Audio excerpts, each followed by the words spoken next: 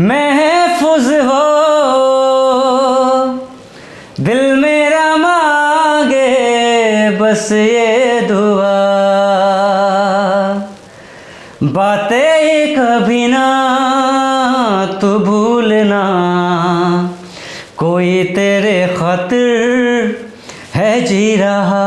कि ये जनाब डॉक्टरेट ही नहीं डबल डॉक्टरेट है, मतलब कि डॉक्टर की उपाधि इन्होंने दो बार ली है, एक बार अपने देश में तो दूसरी बार विदेश में जाकर।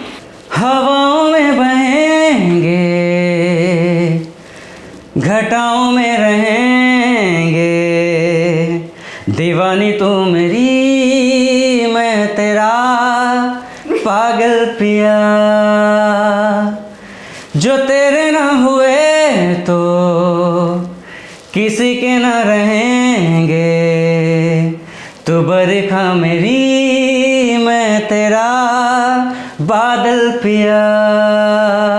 रोज़ का ये बहाना गज़ब हो गया, वादा करके ना आना गज़ब हो गया, क्या खबर थी कि दिल उनका हो जाएगा, उनका महफिल में आना गज़ब हो गया। बिल्कुल, बहुत सुंदर।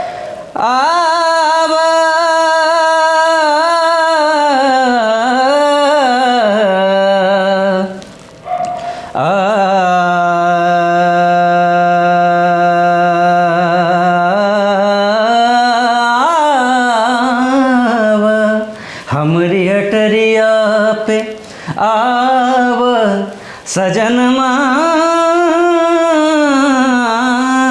देखा देखी तनिक होई जाए।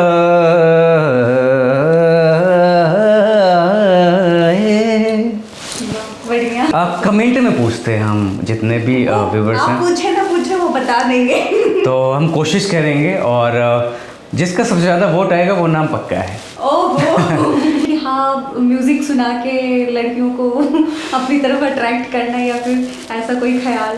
आप मुझे फंसाएंगे, बहुत सारे मेरे ये पॉडकास्ट ना स्टूडेंट्स भी देखने वाले हैं और ये सीक्रेट्स उनको पता चल जाएगा कि मेरे सर ने भी क्या क्या किया है।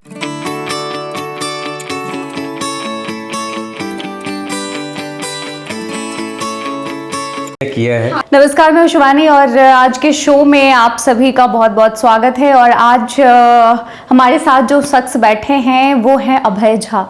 जी हाँ, ये बिहार के सपूत हैं और कहते हैं ना कि हमेशा से जब भी कोई बिहार से टैलेंट निकल कर आता है तो कहा जाता है कि बिहार में टैलेंट की कमी है क्या, और वाकई इनके लिए भी वही चीज़ मुंह से निकलती है। बिहार में वाकई में टैलेंट की कमी नहीं है, जहाँ अभिनय के क्षेत्र में हो, म्यूज़िक के क्षेत्र में हो, हर क्षेत्र से या फिर खेल के क्षेत्र में ही हो।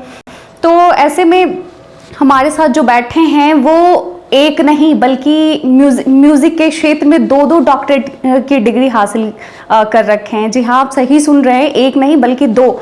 जबकि यहाँ लोग एक डिग्री हासिल करने में, डॉक्टर की उपाधि लेने में उनके मतलब ज़िंदगी निकल जाती है। वो कहते हैं ना पीएचडी वालों का कि आधा उम्र पीएचडी में ही हासिल करने में निकल जाती है, और इन्होंने दो हासिल किया। तो ये वाकई, और मतलब देश में नहीं बल्कि विदेश से जाकर, अमेरिका से जाकर के इन्होंने जो है वो डॉक्टरेट की उपाधि हासिल की है। तो ये वाकई काबिले तारीफ़ है। और हम इस पॉडकास्ट में जानेंगे कि बिहार के एक क्षेत्र से, एक छोटे से क्षेत्र से कैसे एक लड़का विदेश में जाकर डॉक्टर की उपाधि हासिल करता है और आज हज़ारों बच्चों को, सैकड़ों बच्चों को वो प्रशिक्षण दे रहा है। तो ये पूरे सफ़र के बारे में जानेंगे। और तो चलिए पॉडकास्ट की शुरुआत करते हैं। तो सर, पहले आप अपनी तारीफ़ दीजिएगा, अपना इंट्रोडक्शन। आपके सभी व्यूवर्स को नमस्कार, प्रणाम, जय श्री राम। और मेरा नाम डॉक्टर अभय झा है और छोटी छोटी उपलब्धियां हैं लाइफ की। शुरू से अगर बात करूं तो शायद कभी उम्मीदें बनी हैं, कभी टूटी है, फिर बनी है, फिर टूटी है, तब जाके आज आप लोगों के बीच में यहाँ पे बोलने का मौका मिल रहा है। तो लाइफ इतनी इजी नहीं है, इजी बनाना पड़ता है अपनी मेहनत से और अपनी काबिलियत को समझकर। सो आज हम वही बात करेंगे और आपके कोशिश करेंगे कि आपके सभी सवालों के जवाब दिए जाएं और हमारे सभी श्रोताओं को सुनने का और समझने का मौका मिले। और एक भी श्रोताओं को अगर मेरी बात समझ आई और वो म्यूज़िक फील्ड में अगर आना चाहें और सही तरीके से अगर आ पाएँ तो हमारे लिए बड़ी बात होगी। मैं बेसिकली मेरी जो बर्थ है वो बिहार हाजीपुर का है और हिंदू ब्राह्मण फैमिली से हूँ, जहाँ टाइटल है हमारा। और चीज़ें बताने को बहुत सारी चीज़ें हैं, बट मुझे ऐसा लगता है कि हर चीज़ का एक वक्त होता है और थोड़ा बहुत लिखने का शौक़ है। तो अगर मैं अपनी कुछ लाइंस के ज़रिए अगर कुछ मैं बोल सकूं तो इजाज़त है मुझे बोलने का। और लाइन है कि गैरों पर मौकूफ़ नहीं ऐसा भी हो सकता है, गैरों पर मौकूफ़ नहीं है ऐसा भी हो सकता है, घर को आग लगाने वाला अपना भी हो सकता है। वाह। गैरों पर मौकूफ़ नहीं है ऐसा भी हो सकता है, घर को आग लगाने वाला अपना भी हो सकता है। और आओ आओ दिलों को रोशन कर ले वरना हम पछताएंगे, आज अंधेरा जो मध्यम में गहरा भी हो सकता है। वाह, बहुत बढ़िया। आज अंधेरा जो मध्यम है गहरा भी हो सकता है, और दिल को देखो देखना क्या है गोरी गोरी सूरत का। ये जितने भी यंगस्टर्स हैं ना उनके लिए है ये लाइन कि दिल को देखो देखना क्या है गोरी गोरी सूरत का, गोरी सूरत वाले का दिल काला भी हो सकता है ना। और मेरे हाल पे हंसने वाले ठंडे दिल से सोच ज़रा, मेरे हाल पे हंसने वाले ठंडे दिल से सोच ज़रा, हाल जो मेरा है वो एक दिन तेरा भी हो सकता है। वाह, बहुत बढ़िया। क्या ये आपके खुद के पंक्तियाँ हैं? कोशिश करता हूँ लिखने की। अच्छा। और इतना अच्छा मैं लिख नहीं पाता, बट वो लाइन सही में हिट कर गई जो गोरी सूरत वाले का दिल हाँ, काला भी हो सकता है। अक्सर होता है। हाँ, इसको जेंडर में नहीं बांट सकते, मेल फीमेल बोथ। तो दोनों के ऊपर अगर गोरी सूरत पे किसी को घमंड है तो काला दिल हो सकता है। और हर खूबसूरत चीज़ मेरा मानना है कि दर्द देती है। हम आपसे कुछ चंद सवालों के माध्यम से वो सारी चीज़ें आपके अंदर से निकलवाना चाहेंगे जो हमारे दर्शकों के लिए बहुत ही ज़्यादा ज़रूरी साबित होने वाला है। तो हम सबसे पहले जानना चाहेंगे कि आपको कब ऐसा लगा, किस उम्र में लगा कि आपको अपना सिंगिंग के क्षेत्र में, म्यूज़िक के ही क्षेत्र में आपको अपना करियर बनाना चाहिए? बचपन से मेरे फादर साहब जो मेरे पापा जी थे वो रेडियो पे नुसरत साहब को सुना करते थे, गुलाम अली साहब को सुना करते थे। तो माहौल मुझे इतना पता था कि वो शायद गा नहीं पा रहे हैं, बट उनको सुनने का बड़ा शौक़ होता है।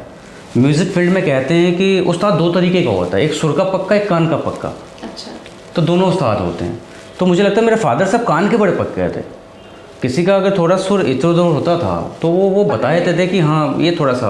और नुसरत साहब को बहुत सुना करते थे। अच्छा। तो एक बार ऐसे ही रेडियो पे वो गाना चल रहा था, सांसों की माला में सिमरू में पी का नाम, नुसरत साहब का।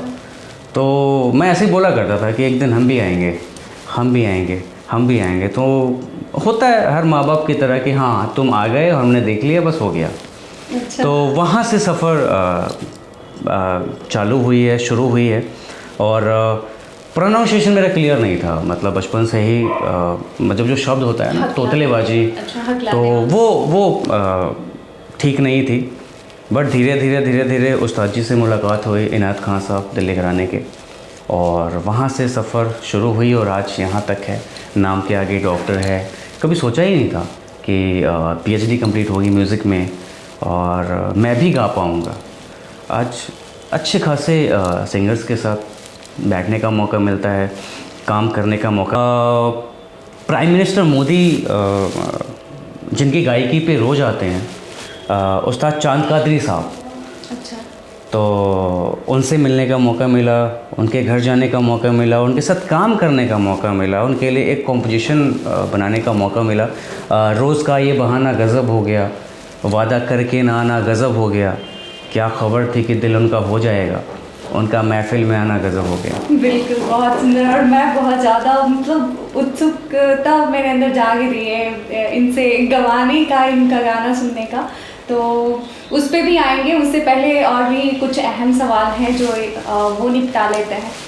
तो हम जानना चाहेंगे कि आपने सबसे पहला जो प्रशिक्षण है म्यूज़िक में किस उम्र से लेना शुरू किया? कोई ऐसे मतलब कि म्यूज़िक के गुरु या फिर कब से शुरुआत हुई? 9 साल का था और उस्ताद इनायत खान साहब, बहुत सारे व्यूवर्स को जो देख रहे होंगे उनको लगता होगा कि ये कान पे क्यों पकड़ते हैं, तो मैं बता दूं कि घराने का एक रिवाज होता है, ये होता है उस्ताद को रिस्पेक्ट करना। जब उनका नाम हम लेते हैं ना तो रिस्पेक्टफुली नाम लेते हैं। सो 9 साल का था तब से शुरू की सीखने की, और उस्ताद जी के चरणों में रह के थोड़ा बहुत सुर लगने लग गया। और जो कुछ भी हूँ मुझे बिना संकोच के कि मैं अपने उस्ताद जी की वजह से हूँ, जिन्होंने बहुत पीट के सिखाया है। टेढ़े इंसान को सीधा कर दिया। अच्छा, मार पड़ी है क्या? बहुत ज़्यादा बहुत ज़्यादा। और मार भी मतलब थप्पड़ों से नहीं लगती थी, जूतों से लगती थी गाल पे। मैं तो इंट्रो में भूल ही गई ये बताना कि ये जनाब डॉक्टरेट ही नहीं, डबल डॉक्टरेट है। मतलब कि डॉक्टर की उपाधि इन्होंने 2 बार ली है, एक बार अपने देश में तो दूसरी बार विदेश में जाकर। तो उसके बारे में कुछ बताएंगे, कुछ ऐसा किस्सा जो बहुत ही ज़्यादा इंटरेस्टिंग हो? पहली बार तो जब मेरा एडमिशन होने वाला था तो रिजेक्ट कर दिया गया था, क्योंकि कोई सिफारिश नहीं थी। तो फिर काबिलियत के दम पे एक मौका तो मिलता ही है, वो एक मौका मिला तो रिजेक्ट कर ही नहीं पाए। और वहाँ से यहाँ तक का सफ़र फिर अमेरिका जाके, क्योंकि स्कॉलरशिप मिला था तो स्कॉलरशिप पे आपको जाना था और आपको जो भी चीज़ें हैं वो करनी थी। तो कभी एक नहीं सोचा था, भगवान जी ने 2 दे दिया। और सपने जैसा लगता है टोटली। मुझे लगता है कि मेरी इतनी काबिलियत नहीं थी कि मैं यहाँ तक पहुँच सकता था। बिल्कुल, एक डॉक्टरेट की उपाधि लेने में तो लोगों के मतलब जान निकल जाती है, और आपने तो 2 ली है, तो ये वाकई बड़ी उपलब्धि है आपके लिए और आपके परिवार के लिए भी। ये हमारे उस्ताद जी का करम है और भगवान जी हमारे साथ हैं। आप जैसे जितने भी शुभचिंतक हैं उन लोगों की वजह से कर पाया हो, नहीं तो मैं तो बहुत ज़्यादा नालायक था। मैं शायद मुझे नहीं लगता है कि मैंने किया है, मुझे लगता है भगवान जी ने करवाया है। अच्छा, तो वो बचपन का क्या किस्सा रहा होगा? जैसे कि होता है हर फैमिली में कोई ऐसा बच्चा होता है जो खोटा सिक्का कहते हैं ना, खोटा सिक्का ही काम कर गया। तो मतलब क्या बचपन में आप कैसे थे पढ़ाई लिखाई में? Zero totally. हाँ, मेरे घर में सबसे पढ़ाई लिखाई के मामले में जो अगर कोई ज़ीरो था, जो पढ़ाई के नाम पे पाखंड और ठगता था, तो वो मैं था। और आज अपनी फैमिली का क्या, गांव की अगर बात करूं तो सबसे ज़्यादा पढ़ा लिखा लड़का हूँ। मैं अगर अपनी असलियत बाहर निकालूं तो ये कैमरे पे जो 2 लोग बैठे हैं वो बिल्कुल वैसे ही हैं। मतलब उम्मीद नहीं थी कि एक बार कैमरा फेस करेंगे लोग, मतलब इस मुकाम तक पहुंचेंगे। खैर वो तो हमारा किस्सा है, अभी आपकी बारी है, आपसे सवाल है। नहीं, मैं एक लाइन बोल दूं आपके लिए कि इजाज़त है क्या? ये बहुत खूबसूरत लाइन है कि दुनिया समझ रही है कि चमक गया हूँ मैं, पर दिल ही जानता है कितना थक गया हूँ मैं। आसान लग रहा है सफ़र देखने में, पर दीवानगी की आखिरी हद तक गया हूँ मैं। तो जो पैशन है ना, उसकी दीवानगी की जब तक आखिरी हद तक नहीं जाएंगे, तब तक आप सफर टारगेट नहीं अचीव कर पाएंगे। वो पागलपन ज़रूरी है। बिल्कुल। हाँ, तो आप बता रहे थे कि आपने स्टेज शो भी किया है, तो उस टाइम मतलब आपने अभी तक कितने स्टेज शो किए हैं, या फिर उस टाइम आपका कैसा अनुभव रहा है? स्टेज शो शुरुआती स्टेज पे तो हमने उस्ताद जी के पीछे, जिसको कोरस बोलते हैं, जैसे उस्ताद जी लीड करते थे ग्रुप को और हम लोग पीछे गाते थे, तो कोरस से स्टार्ट किया। और असली सिंगर कोरस करके ही बनता है, क्योंकि आप पीछे गाते हैं ना तो आपको पता होता है कि क्या कमी रह गई है, कौन सा सुर कहाँ लगना चाहिए था, और अगर आपने मिस भी कर दिया तो आप पर किसी की नज़र नहीं जाती है। तो आप पीछे रहकर इतना सीख सकते हैं, बच भी जाते हैं और सीख भी जाते हैं, क्योंकि पेड़ इतना बड़ा है ना, उस्ताद सामने होते हैं तो आपको सुनने वाला है कौन, तो वहाँ पे आप बच सकते हैं। बट जब आप लीड करते हैं किसी ग्रुप को, किसी बैंड को, तो वहाँ पे गलती की गुंजाइश नहीं होती है। तो अब तक काफ़ी सारे, लगभग रेशियो में बताऊँ तो काफ़ी, मतलब 100 प्लस। तो कौन से मतलब स्टेट में किए होंगे? बेंगलोर, दिल्ली, जम्मू, कोलकाता। तो लास्ट 5 सालों से तो कभी कर नहीं पाया पढ़ाई की वजह से, बट उससे पहले काफ़ी किए उस्ताद जी के साथ। तो छोटी छोटी चीज़ें चलती रही हैं और आज भी मुझे लगता है कि मैं पीछे गाऊँ तो ज़्यादा अच्छा है, क्योंकि व्यूवर्स डिसाइड करेंगे कि मैं कैसा गाता हूँ और मेरा सुर लगता है कि नहीं लगता है। बिल्कुल, वो सुनेंगे, ज़रूर सुनेंगे। उससे पहले आप हमें ये बताइए कि ये उससे भी ज़्यादा मुझे उत्सुकता ये हो रही है कि आपने डबल डॉक्टरेट किया है, क्योंकि हमने देखा है ना कि ये लोग मतलब डॉक्टर की डिग्री लेने में मतलब पाँव घिस जाते हैं, दिमाग घिस जाते हैं, मतलब कि सारा आदमी आधा जान का हो जाता है। तो मतलब कैसा रहा ये वाला जो डॉक्टरेट का सफ़र रहा 1 से लेकर 2 तक, तो कैसा रहा ये?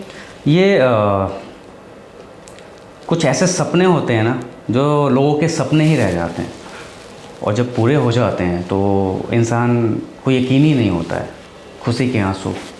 तो उस टाइप का सफ़र था। और ये दोनों डिग्रियां जब मिली तो जो हमारे उस्ताद हैं इनायत खान साहब, जो उनके मैंने कदमों में रख दी थी। मैंने कहा ये आपका है, मेरा तो है ही नहीं, क्योंकि मुझे तो कभी लगा ही नहीं था कि मैं इस मुकाम तक पहुंच पाऊंगा। और जो हमारे जो गुरुजी थे उस्ताद इनायत खान साहब, जो उन्होंने ये कहा कि जो मैं नहीं कर पाया आज वो मेरे बेटे ने कर दिखाया। अच्छा। तो इससे बड़ी अनुभूति शायद किसी भी, इससे बड़ी उपलब्धि तो आपकी डॉक्टर वाली डिग्री भी की। मुझे वो उनका जो शब्द था ना, वो डॉक्टर की डिग्री पे बहुत भारी पड़ेगा। हाँ, बहुत भारी पड़ेगा, है ना। और क्योंकि एक टीचर, एक उस्ताद अगर आपको बोलते हैं कि जो मैं नहीं कर पाया वो तूने कर दिखाया, इससे बड़ी बात हो नहीं सकती। बिल्कुल। तो आपका जो ग्रेजुएशन रहा है, मास्टर्स रहे हैं, सब म्यूज़िक में ही रहे हैं और सभी दिल्ली से ही रहे हैं। वाह। सभी दिल्ली से ही रहे हैं, क्योंकि हमारी बात हो रही थी ऑफ द कैमरा कि मैं म्यूज़िक के अलावा ज़ीरो। अगर मेरी लाइफ से अगर आप म्यूज़िक हटा दी तो डॉक्टर पे फिर कहीं इस्टेब्लिश होता ही नहीं। मुझे शायद कोई 10,000 की जॉब भी नहीं देगा, आता ही नहीं। अच्छा। म्यूज़िक के अलावा और कुछ चाहिए भी नहीं। अभी तक का जो म्यूज़िक का आपका करियर रहा है उसमें सबसे बड़ी चुनौती आपको क्या लगी? सुर के मामले में? हाँ हाँ बिल्कुल, सुर के मामले में या फिर कह सकते हैं पर्सनली भी, प्रोफेशनली भी आपको? चुनौतियाँ अपनों से ही होती है। आप बाहर जीत सकते हैं, आप अपनों से नहीं जीत सकते। तो बहुत सारी चीज़ें सुननी पड़ती है। और हम जैसे घर से बाहर निकल रहे हैं, आपका अपना फील्ड है, मेरा अपना फील्ड है, तो सुनना तो घर से ही स्टार्ट होता है। दूसरों को तो कोई फ़र्क पड़ता नहीं है, बट वो ताने देना और कि इतने उसने वो कर लिया और आपने अभी तक कुछ किया ही नहीं, क्या कर रहे हो, ये पूछते हैं, वो पूछते हैं, हमें खुद नहीं पता कि तुम करते क्या हो। तो ये सुनना पड़ता है। बट इन सब चीज़ों को छोड़ के आप जो कर रहे हैं, आपको ऊपर ना सेल्फ बिलीव होना चाहिए कि आप जो कर रहे हैं वो सही है और एक दिन मुकम्मल करेंगे। दुनिया झुकेगी और आप झुकाएंगे। तो क्या आपके जैसे पेरेंट्स हैं तो उनसे भी आपको सुनने को मिला कि तुम कर क्या रहे हो, तो अभी तक कोई रिजल्ट नहीं आया है? वो अभी भी मिलता है। अभी भी? फादर नहीं हैं मेरे, बट मम्मी हैं, सिस्टर हैं और भैया हैं, रिश्तेदार हैं। तो सबको लगता ही है कि इस उम्र में सबकी शादी हो गई, सेटल हो गया, तुम कब सेटल होगे? और इसका जवाब मेरे पास आज तक भी नहीं है। मुझे ऐसा लगता है कि मेरा सेटल होना ज़रूरी नहीं है। मुझे ऐसे हज़ारों बच्चों को सेटल करने हैं जो सपने लेकर भटकते हैं शहरों में आकर। हज़ारों यूपी बिहार के वो बच्चे जिनके सपनों के अलावा कुछ है नहीं। गाने का जो अपना करियर बना, पोटेंशियल बहुत ज़्यादा है, बस आर्थिक स्थिति कमज़ोर होने की वजह से वो कुछ कर नहीं पाते हैं। सो आपको मैं अब बता दूं कि बहुत सारे ऐसे 78 स्टूडेंट्स हैं दिल्ली में जिनकी फ्री ऑफ कोर्स क्लासेस लेता हूँ। तो उसका कोई क्राइटेरिया होता होगा? क्राइटेरिया सिर्फ एक है, सुर लगना चाहिए। अच्छा। मेहनती होना चाहिए। आप गाने में अच्छे हो तो फिर? हाँ बिल्कुल, आपके पैशन है, आप पागलपन है म्यूज़िक के लिए, आपके लिए फ्री क्लास है। आप आइए, आप सीखिए, मैं आपको टाइम दूंगा। और ऐसा भी नहीं है कि कोई टीचर रख दिया है और फॉर्मेलिटी कर रहे हैं। मैं खुद बैठता हूँ उनके साथ और 1 घंटे 2 घंटे, जब तक आपको समझ नहीं आता है आप बैठिए मेरे साथ, चाय कॉफ़ी पीजिए मेरे साथ और सीखिए। बिल्कुल घर जैसा माहौल होता है। जी उसको यहीं पे जी जी जी।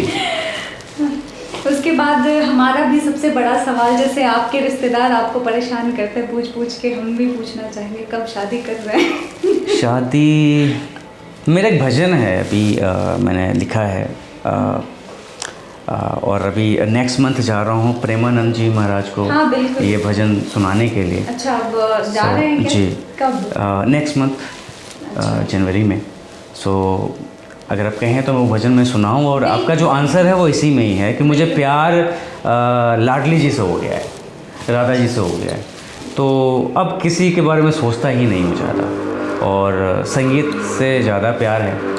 बाकी मुझे लगता है मेरी किस्मत में शायद वो चीज़ें नहीं हैं जो लोग आसानी से कर लेते हैं।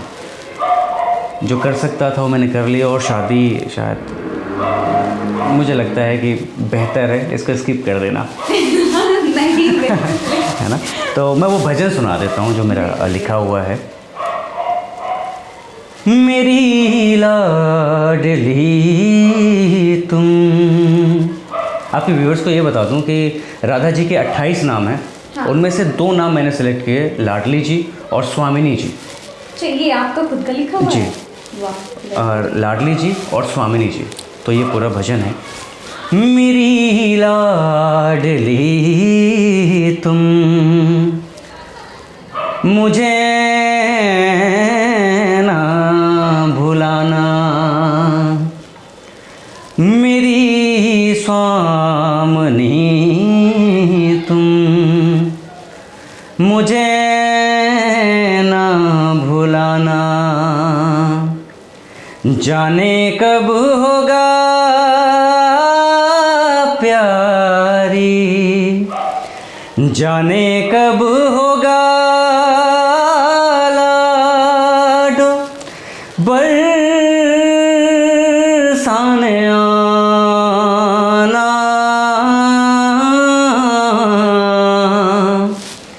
जाने कब होगा प्यारी, बरसाने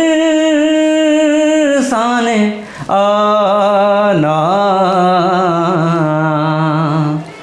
मेरी लाडली तुम, मुझे ना भुलाना। उसके बाद राधा नाम है, क्योंकि प्रेमानंद जी को राधा नाम बहुत प्यारा है। राधा राधा राधा,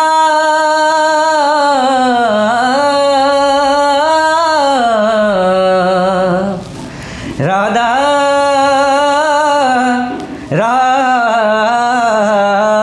राधा,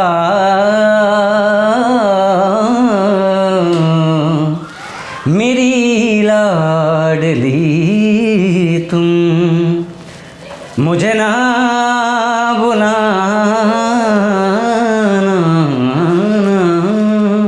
बिल्कुल, बहुत सुंदर, बेहतरीन।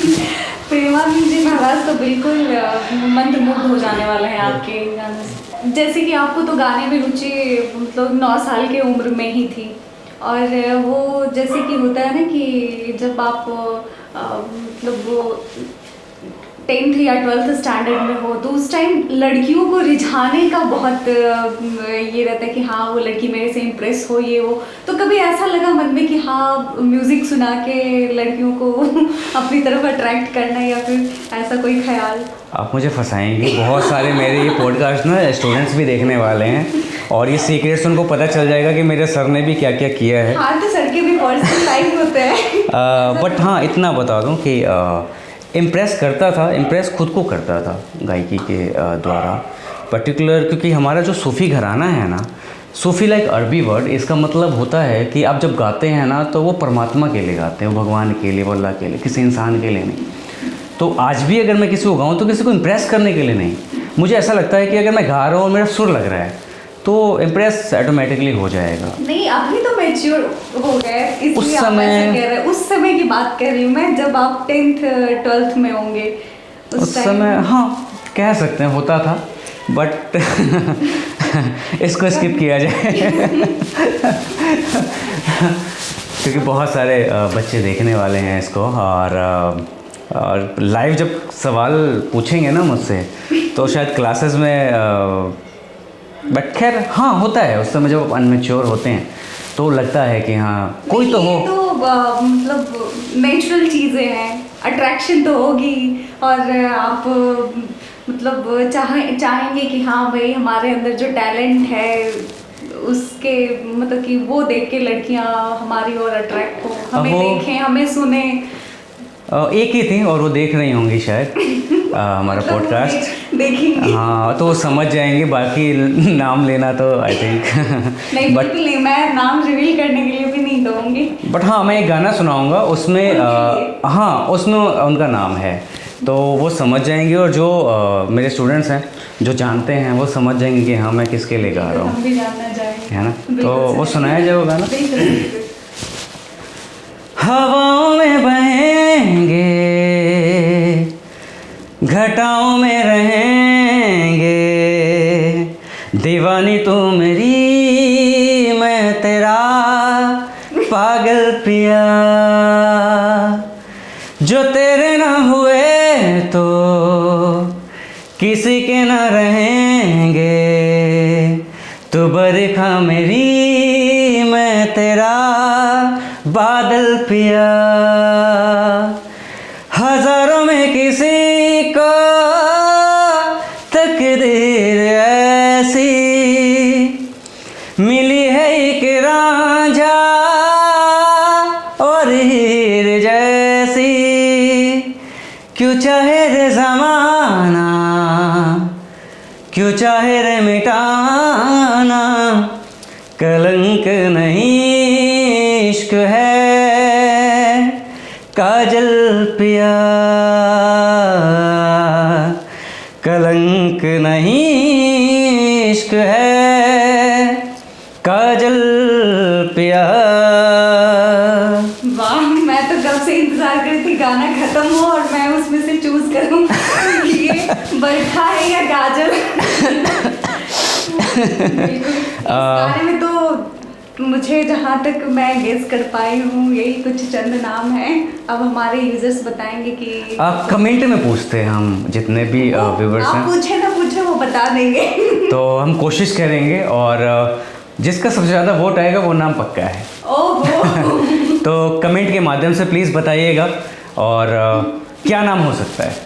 बिल्कुल अपील कर दी है मैंने, आपका काम थोड़ा सा आसान कर दिया। ऑप्शंस भी हमने दे दिए, दो ही ऑप्शन है, काजल और बरखा। बरखा। तो देखते हैं कहीं सुर के माध्यम से ये ना जज कर ले कि जहाँ पे ज़्यादा सुर लगा होगा वही नाम है।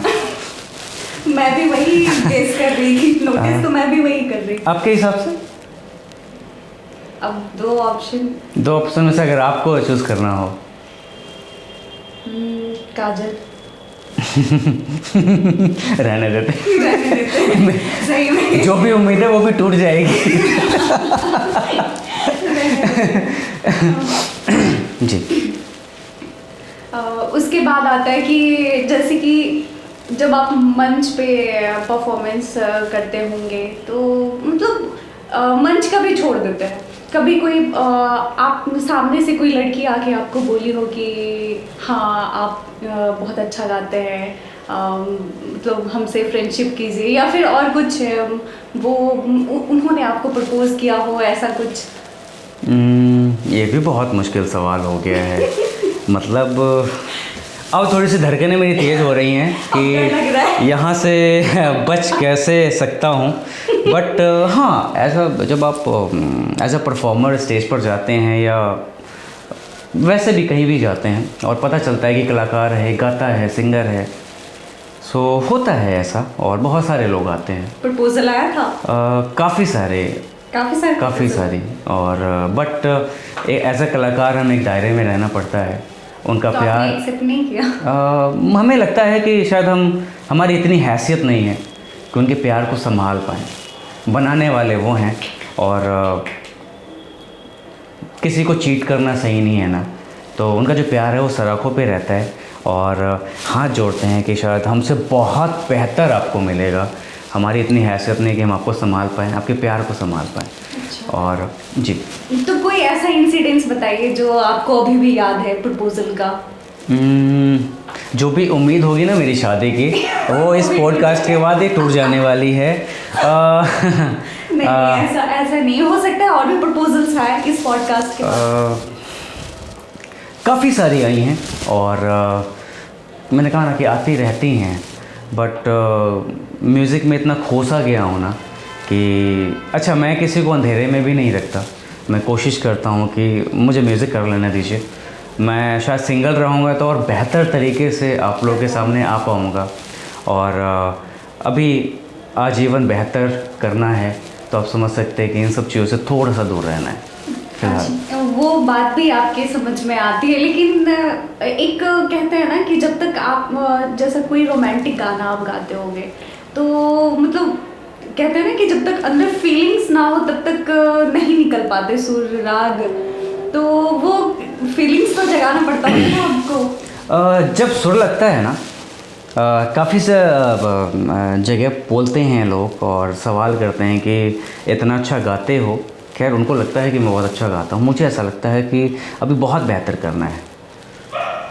और डे बाई डे ये तो समंदर है और समंदर का अभी दरवाज़ा भी नहीं खटखटाया है मैंने। अभी तो उतरना बाकी है, तैरना बाकी है। और कोई अगर इस फील्ड में बोले ना कि वो मुकम्मल हो गया है, वो परफेक्ट हो गया है, वो शायद सही नहीं है। इस फील्ड में, म्यूज़िक फील्ड में कोई परफेक्ट नहीं है। लता जी को कौन नहीं जानता होगा।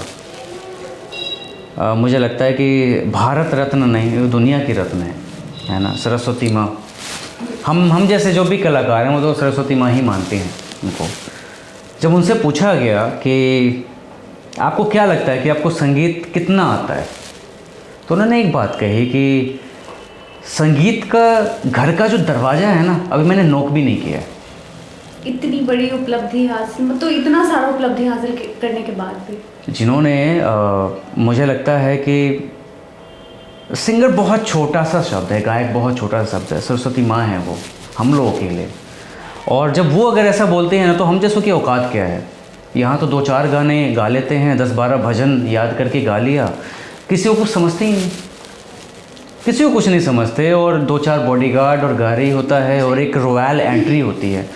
आप मेरा देखेंगे, मैं आज भी दिल्ली में मेट्रो में ट्रैवल करता हूँ और सिंपल लाइफ, कोई भी इजीली मेरे पास आ सकता है, मुझसे मिल सकता है। कोई ऐसा नहीं है कि मेरा कोई बॉडीगार्ड रहता है और मिलने के लिए किसी से परमिशन लेने की ज़रूरत है।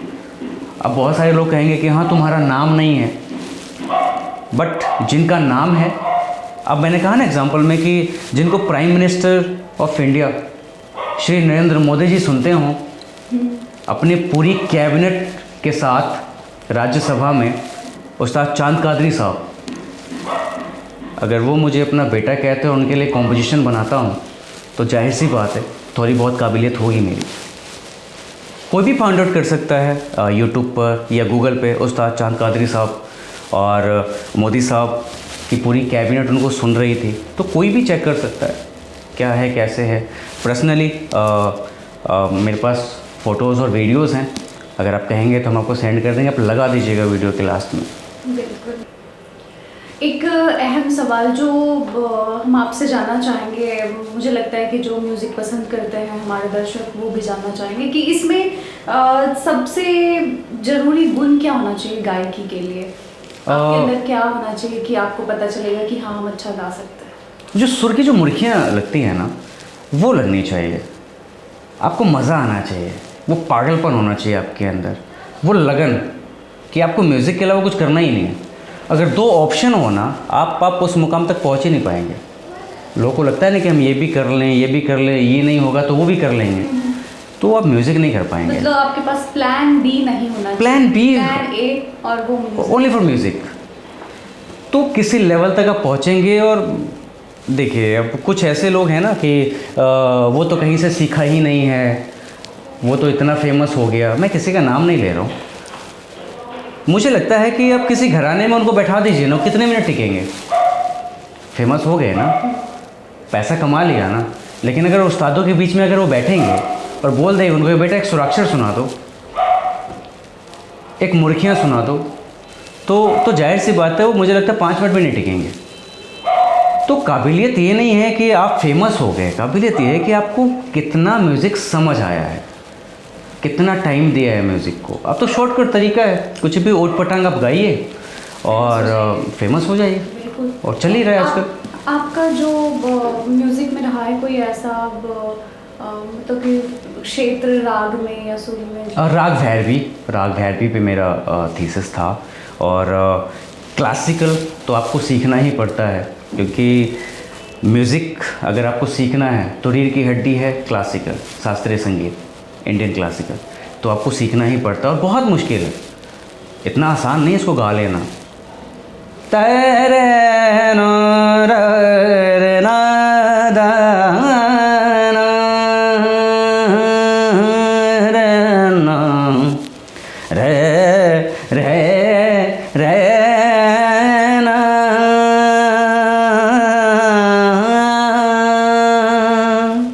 ये तो छोटी सी झलक थी, ये तो घंटों आप इसी सुर में इसी एक शब्द कुछ भी पकड़ लीजिए, लाइक सा रे गा मा, कुछ और सुनाइए। इसी पे। हाँ बिल्कुल।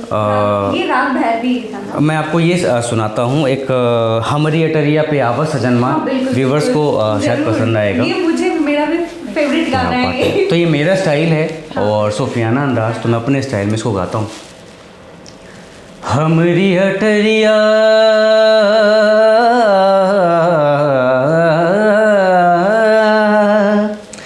हमरी अटरिया पे अब सजनमा, देखा देखी तनिक होई जाए हमरी अटरिया पे।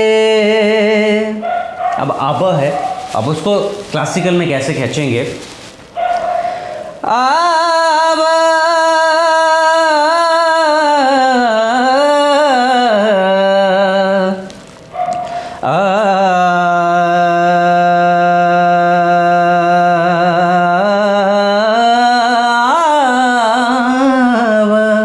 हमरी अटरिया पे आव सजनमा, देखा देखी तनिक होई जाए।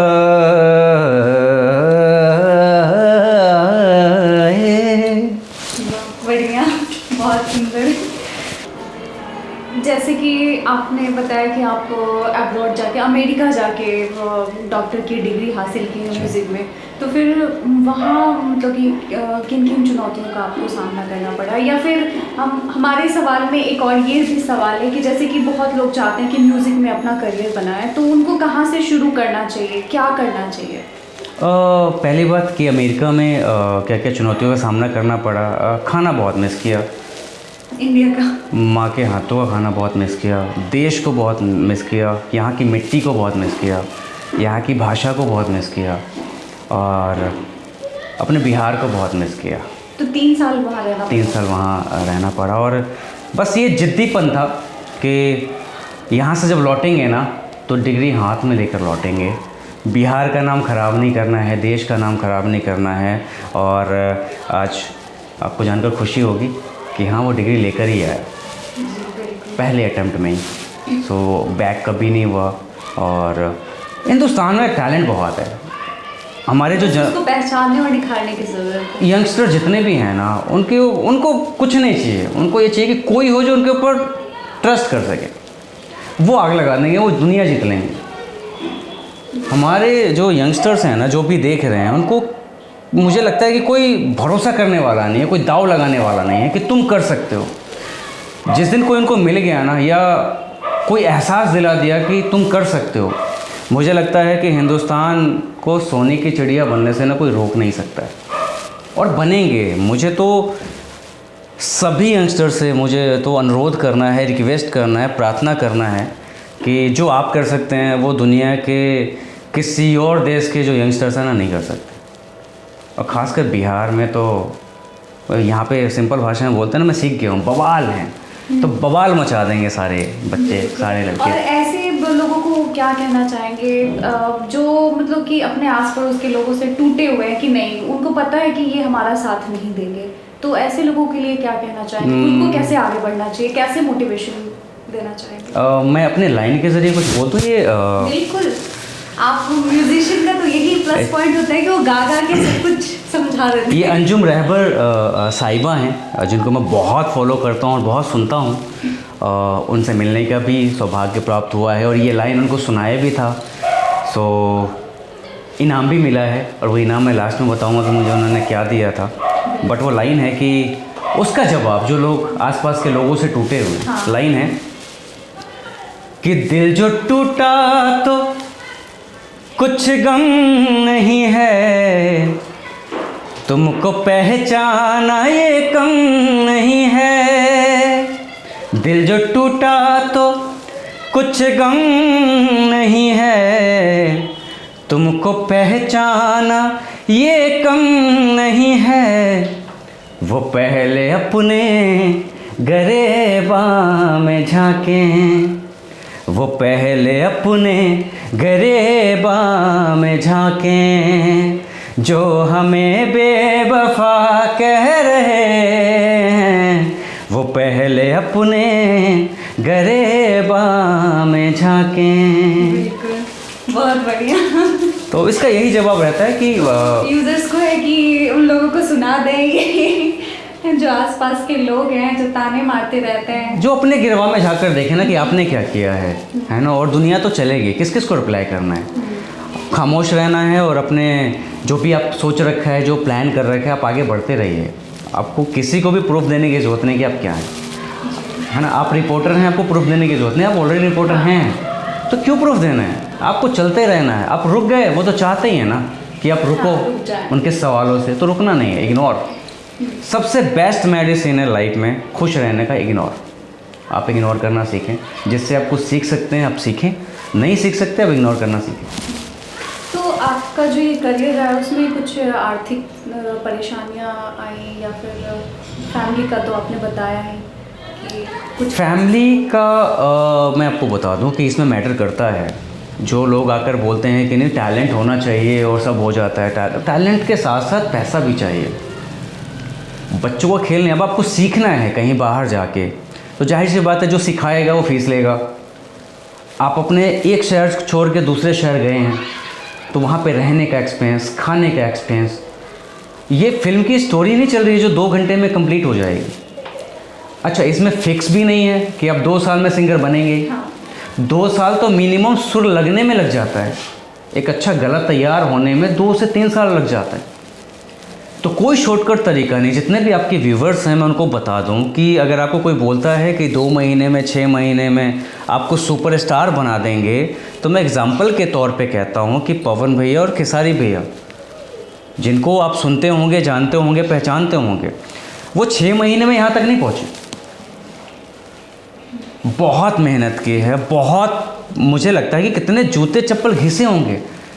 पवन भैया का एक स्टोरी सुन रहा था कि साइकिलों पे हारमोनियम लेकर चलते थे और पूरी रात गाते थे। तो वहाँ से यहाँ तक का सफ़र है, तो आपको मेहनत करना ही पड़ेगा। कोई शॉर्टकट तरीका नहीं है, ज़रा सा भी शॉर्टकट तरीका नहीं है जहाँ से आप आए कि भैया 6 महीने में तो हम पवन भैया को पीछे छोड़ देंगे। नहीं, आप अपने आप को ही पीछे धकेलेंगे। वो तो वो लेजेंड हैं। मुझे लगता है कि पवन भैया, खेसारी भैया लेजेंड हैं और उनसे जो सीख सकते हैं आप सीखिए। जी बिल्कुल। तो फिर आपका जो हम आपसे भी जानना चाहेंगे और अपने दर्शकों को भी बताना चाहेंगे आपके माध्यम से कि आप जो अमेरिका गए डॉक्टरेट की डिग्री लेने के लिए, तो इन सब में क्या प्रोसेस रहा, कैसे गए, संक्षिप्त में तो छोटा भी चलेगा। मैं ये बता दूं कि स्कॉलरशिप मिलता है जो वही सब्जेक्ट में अच्छे होते हैं, तो दिल्ली सरकार उनको स्कॉलरशिप देती है। तो उस स्कॉलरशिप के द्वारा वहाँ पे जाना हुआ, क्योंकि दिल्ली गवर्नमेंट ही सारा कुछ करती है, हमें कुछ करना नहीं होता, हमें सिर्फ पासपोर्ट बनवाना होता है। और क्योंकि ज़्यादा कुछ पता भी नहीं था हमें कि कैसे क्या होता है, क्योंकि अमेरिका एक हवा होता है ना दिमाग में कि हम वहाँ जाएंगे, वहाँ गोरा गोरा लोग होगा, ये होगा, तो होता ही दिमाग में। कैसा रहा वहाँ पे जाकर, एक्सपीरियंस कैसा रहा, अनुभव? एक्सपीरियंस 3 साल रहे हैं वहाँ पे। आपको एक चीज़ बताऊँ, आपको आने का मन नहीं करेगा। ऐसी जगह इतने अच्छे इंसान हैं वहाँ के, यहाँ पे तो अगर आपको कोई दिक्कत है कोई उतर के पूछेगा भी नहीं। फॉर एग्ज़ाम्पल कि आपके पैर में अगर लग गई तो लोग हंसेंगे, लोग इग्नोर कर देता है। वहाँ वो रुकेंगे, आपसे पूछेंगे मैं help you, are you okay, सब ठीक है, कुछ कर सकता हूँ मैं आपके लिए। मतलब रैंडमली जो आपको नहीं जानता वो भी अपनी कार रोकेगा, आपसे बात करेगा कि सब ठीक है, कोई प्रॉब्लम तो नहीं है, कुछ हेल्प चाहिए, कुछ पैसे चाहिए तो आप बताइए, मैं करता हूँ। आपके साथ कोई ऐसा इंसिडेंस? मेरे कॉलेज में था एलन। सो मुझे पता था, उसको पता था कि दाल चावल मुझे बहुत पसंद है, तो स्पेशली अपनी मदर से बनवा कर लाता था। और मुझसे बहुत सारी चीज़ें उसने सीखी भी है। मैंने भी उससे एक चीज़ सीखी कि ज़िंदा दिली किसे कहते हैं। अच्छा। कोई अगर हमारे देश में आ जाए ना तो किस तरीके से इज़्ज़त दी जाती है, वो एलन से बेहतर मुझे नहीं लगता है कोई एग्ज़ाम्पल मैं दे सकता हूँ। और मैं कहना चाहूँगा कि अगर आप देख रहे हैं तो मैं नाम ले रहा हूँ, और वाकई में आप बहुत अच्छे हो। हिंदी में इसलिए बोल रहे हैं क्योंकि उसको हिंदी सिखाया है। अच्छा। और वो अच्छे से बहुत अच्छा बोलता है।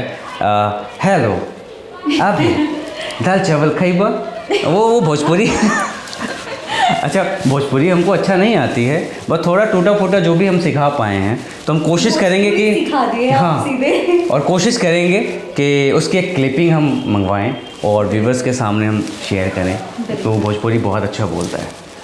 तो ऐसा कोई मेमोरी आप दोनों के बीच, आपके दोस्त और आपके बीच? मेरी शादी करवा रहा था अपनी सिस्टर से। अच्छा। और क्योंकि हमारा कल्चर ऐसा है कि जिसको एक बार दोस्त बोल दिया, भाई बोल दिया, तो उसके आगे का जो रास्ता है वो बंद हो जाता है। सो वो उसका प्यार था और ये मेरा प्यार था कि दोस्ती में मुझे लगता है कि दोस्ती का ही रिश्ता बेस्ट है, इससे ज़्यादा और कुछ नहीं होना चाहिए।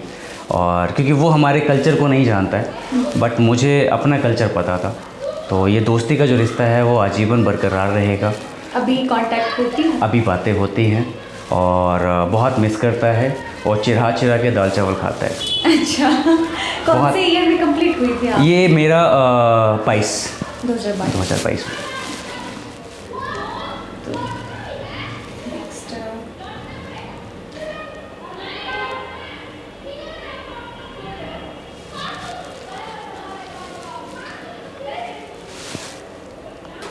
आपको संगीत में सबसे ज़्यादा कौन से गाने पसंद है? वैसे तो आप म्यूजिशियन हो तो आप तो सब गाते ही होंगे, सब आपको पसंद है, लेकिन वैसा कौन सा गीत है जो सबसे ज़्यादा अट्रैक्ट करता है? मतलब रोमांटिक हो गया, सैड सॉन्ग्स हो गए, या फिर मैं ज़्यादातर सैड सॉन्ग फ़िलहाल गाने लग गया हूँ।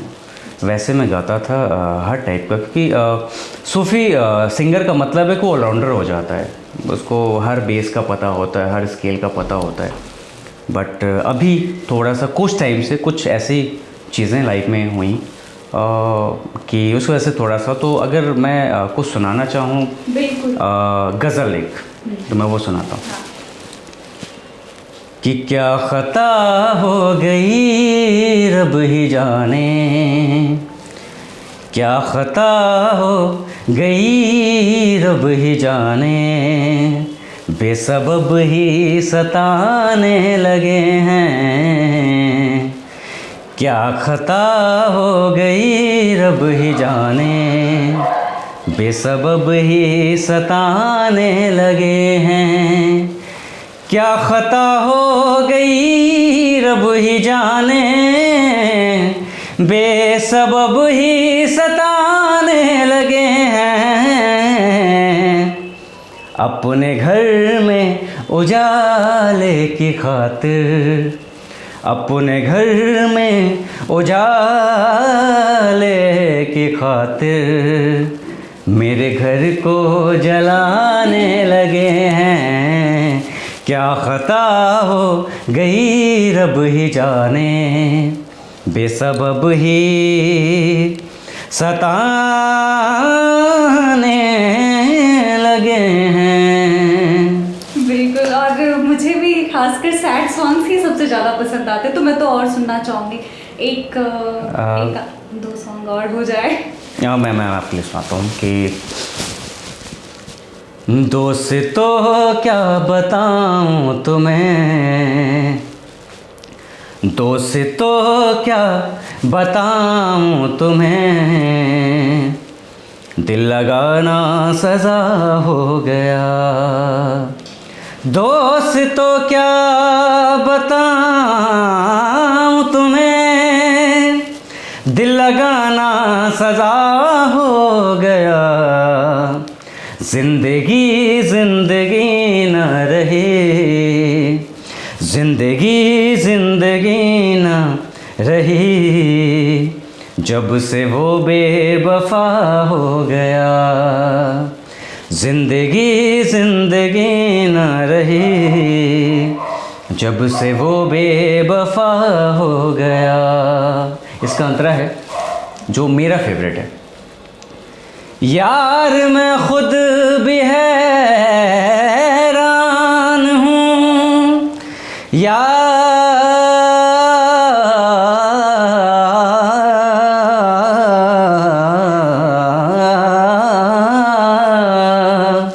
यार मैं खुद भी हैरान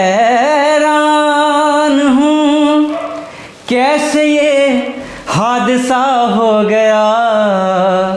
जान से बढ़ के चाहा जिसे, जान से बढ़ के चाहा जिसे, वो अचानक जुदा हो गया।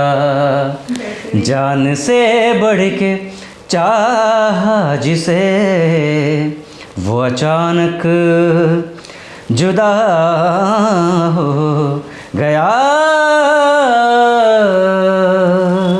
बहुत अच्छा। हाँ, तो भोजपुरी में कुछ सुनाए, और हमारे तरफ से भी कुछ दर्शकों का डिमांड हुआ है, मैं वो भी रखूंगी। और पहले तो मैं आपका पसंदीदा भोजपुरी गाना सुनना चाहूँगी और हमारे दर्शक भी सुनना चाहेंगे। मैं पवन भैया का करता हूँ कि मेरे दिल के बहुत करीब है ये लाइन। दुनिया में सब कुछ करिहा बतिया कहीं, दुनिया में सब कुछ करिहा बतिया कहीं, प्यार केकरो से न करिहा। हाय प्यार केकरो से न करिहा, जिंदगी में सब कुछ दिहा दिल न दिहा, प्यार केकरो से न करिहा। हाय प्यार केकरो से न करिहा।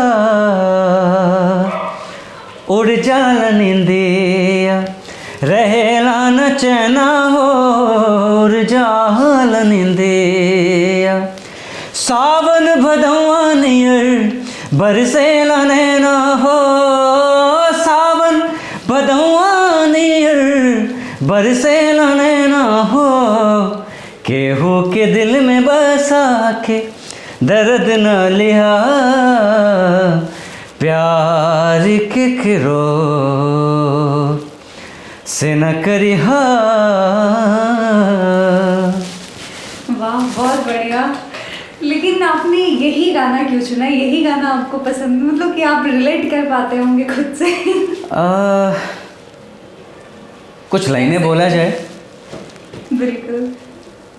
कि सुन लो ए आशिकों, मौत से मत डरो, याद रखे ज़माना कुछ ऐसा करो। आपकी जो सवाल है उसका आंसर है ये। अच्छा। सुन लो ए आशिकों, मौत से मत डरो, याद रखे ज़माना कुछ ऐसा करो। रुख मोहब्बत का तुम अब ज़रा मोड़ लो, रुख मोहब्बत का तुम अब ज़रा मोड़ लो, लड़कियों पर नहीं तुम वतन पर मरो, लड़कियों पर नहीं तुम वतन पर मरो। इससे मतलब कि मुझे जहाँ तक समझ में आया है, पहले तो दिल उधर जा रहा था, फिर आपने उसको मोड़ लिया। शायद मैं इतना ही समझ पाई हूँ। नेशन फर्स्ट, कंट्री फर्स्ट और प्राइम मिनिस्टर साहब भी बोलते हैं, तो हमने नेशन और आपने दिल मोड़ कंट्री लिया। उसको फर्स्ट कर दिया है। बाकी दिल मोड़ा है, जो भी चीज़ मैं बेहतर कर सकता हूँ उसकी तरफ, क्योंकि वो किया जाए, क्योंकि सुकून तो वही है ना, वही ट्रेंडिंग वाला आप कुछ गाना जो सुना दें। नुसरत साहब का बिल्कुल, बिल्कुल। जो सुनाए। हाँ। दिल लेके मेरा हाथ में कहते हैं मुझसे वो, इंस्टाग्राम पे ना हर दूसरे रील के बाद आपको ये मिल जाएगा, हाँ। हर सिंगर के द्वारा। तो मेरा अपना अंदाज़ है ये गाने का।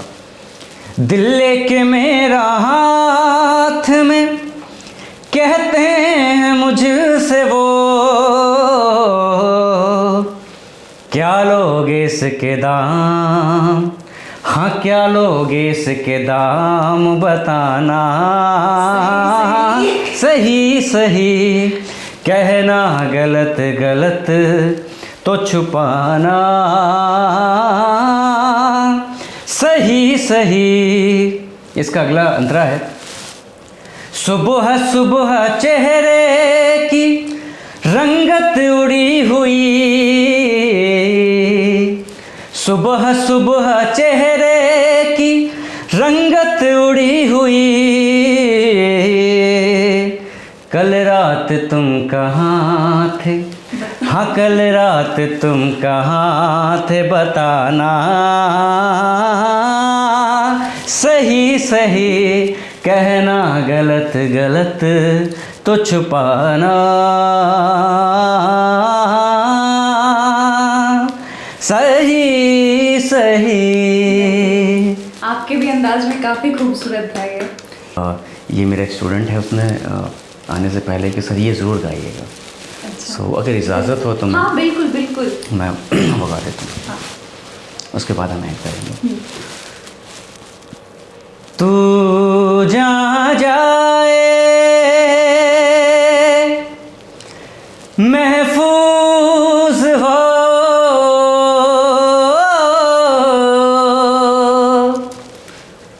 तू जहाँ जाए महफूज हो, दिल मेरा मांगे बस ये दुआ,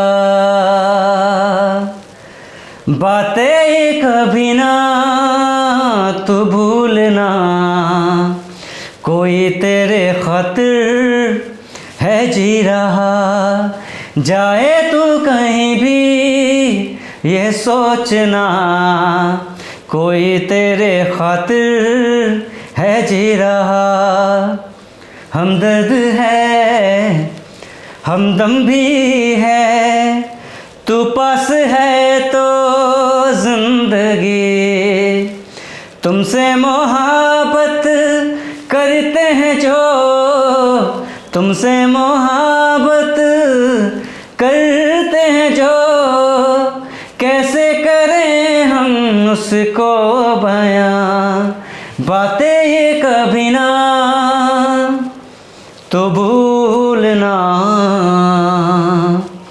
कोई तेरे खातिर है जी रहा। बहुत बहुत धन्यवाद बहुत आपका और आपके व्यूवर्स का। बिल्कुल। तो आज हमने देखा कि कैसे एक बिहार का लड़का जो जिसके बारे में सही में वाकई में बचपन से ही बोला जाता था कि ये क्या करेगा, ये क्या कर सकता है, और उन्होंने एक नहीं बल्कि दो डॉक्टरेट की डिग्री हासिल की और आज कई बच्चों को वो म्यूज़िक का गुर सिखा रहा है। तो ये वाकई काबिल तारीफ थी, वाकई इनके लिए और हमारे बिहार के लिए भी एक बड़ी उपलब्धि है। तो आज के पॉडकास्ट में बस इतना ही। बहुत बहुत शुक्रिया, बहुत बहुत धन्यवाद।